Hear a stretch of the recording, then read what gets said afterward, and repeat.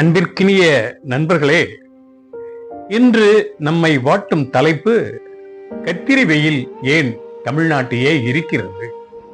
இந்த வெப்பத்தின் பின்னே இருக்கும் அறிவியல் தான் என்ன பார்ப்போமா?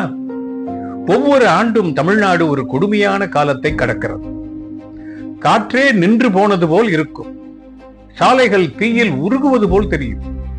மதிய நேரம் வெளியே நடப்பதே சவாலாகிவிடும். தமிழர் இதை கத்திரி வெயில் என்று அழைக்கிறார்கள். ஆனால் இது வெறும் கோடை வெயில் அல்ல. இன்று விஞ்ஞானிகள் இதை தென்னிந்தியாவின் மிக கடுமையான வெப்ப நிகழ்வுகள் ஒன்றாக கருதுகிறார்கள். அப்படி என்றால் கத்திரி வெயில் என்றால் என்ன? ஏன் தமிழ்நாடு இவ்வளவு கொதிக்கிறது? ஏன் ஒவ்வொரு ஆண்டும் இது இன்னும் ஆபத்து ஆகிறது? கத்திரி வெயில் அல்லது அக்னி நட்சத்திரம் பொதுவாக மே மாதத்தில் வரும் மிக கடுமையான 25 நாட்களாக இருந்தது. தமிழ் மரபில் சூரியன் கிருத்திகை நட்சத்திர பகுதியில் இருக்கும் காலம் இது. நூற்றாண்டுகளாக விவசாயிகளும் மூதாதையரும் இதை ஆண்டின் மிக கடுமையான வெப்ப காலம் என்பதை அறிந்திருந்தார்கள். அதனால் ஏனென்றால் இந்த காலத்தில் மழை குறைவு, காற்று குறைவு, சுட்டரிக்கும் வெயில் மட்டுமே இருக்கும். முன்பு வெப்பநிலை 40 முதல் 41 டிகிரி செல்சியஸ் வரை இருந்தது. ஆனால் இன்று 42, 43 என்று சில இடங்களில் அதற்கு மேலாக கூட போய்கொண்டே இருக்கிறது. ஏன் தமிழ்நாடு இவ்வளவு வெப்பமாகிறது? இதற்கு பின்னால் 3 முக்கிய காரணங்கள் இருக்கின்றன. முதலாவது புவியியல் அமைப்பு.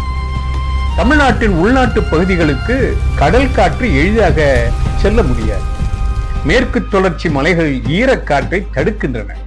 அதனால் ஈரோடு, கரூர், வேலூர், நாமக்கல் போன்ற இடங்கள் வெப்பத்தை ஈர்த்து வைத்துக் கொள்கின்றன.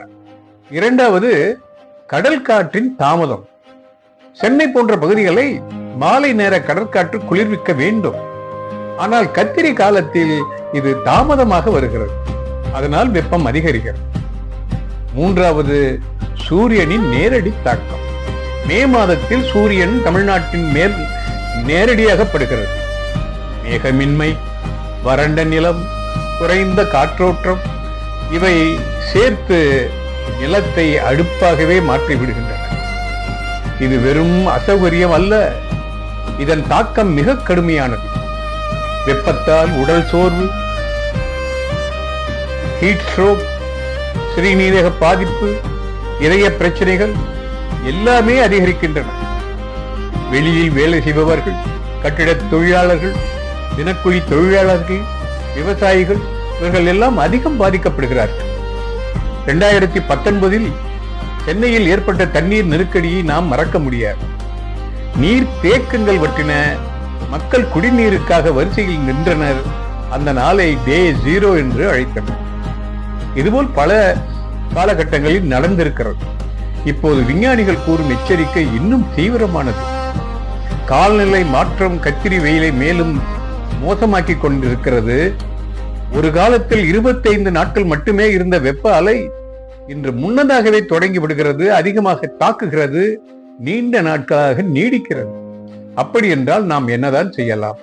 தனிநபர் அளவில் என்றால் நிறைய தண்ணீர் குடிக்கலாம், பருத்தி ஆடைகளை அணியலாம், மதியம் 11 மணி முதல் மாலை 4 மணி வரை தேவையில்லாமல் வெளியே செல்வதை தவிர்க்கலாம்.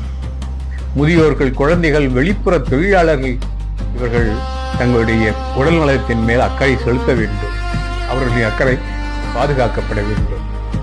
சமூக அளவில் மரங்களில் அதிகம் நட்டு பாதுகாக்க வேண்டும். நிழலை உருவாக்க வேண்டும். மழை நீர் சேகரிப்பை வலுப்படுத்த வேண்டும். ஏனெனில் கத்திரி வெயில் போகப் போவதில்லை. ஆனால் அதை புரிந்து கொண்டு நாம் தயாராகிவிடலாம். தமிழ்நாடு 1000 ஆண்டுகளாக இதை கடந்திருக்கிறது. இப்போது அறிவியல், விழிப்புணர்வு செயல்பாடு எல்லாம் மூலம் இதை நாம் எதிர்கொள்ளத்தான் வேண்டும். இது நம்முடைய பொறுப்பு. நீங்கள் எப்படி கத்திரி வெயிலை சமாளிக்கிறீர்கள்? உங்களுடைய கருத்தை பகிருங்கள். அன்புடன் நாகராஜன். வணக்கம்.